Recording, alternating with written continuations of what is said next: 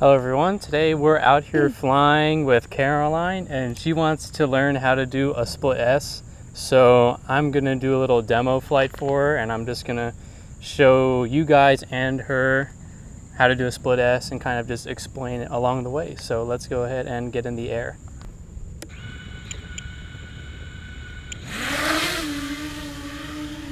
So if you already know how to do flips, so like rolls and then front flips and back flips, then you already know the basic idea that you need to get on the throttle, chop the throttle, do the move, and then get back on the throttle.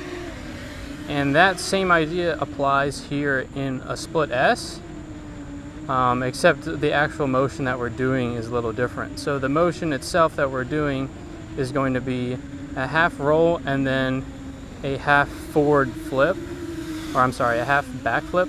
So half roll and then half back flip, like so.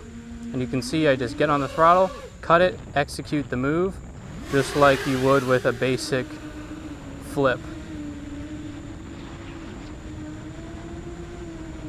So doing that over an object, let's line up. And I'll go over these two trees and then back through. So we get on the throttle, flip after we cut, and then we're going to pull out. And then usually you're going to go through some kind of gap at the end. So once again, you get on the throttle, cut, flip, and then you're going to pull out. And I like to pull out slowly just because it's easier to control the quad that way.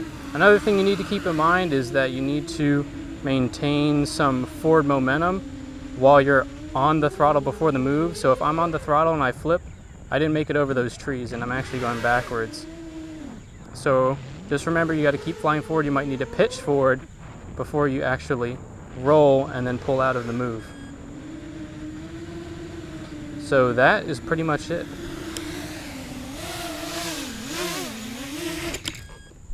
Alright guys, I hope this video was helpful to you guys. So please like this video if you liked it and get subscribed to see more content like this in the future. Thanks for watching.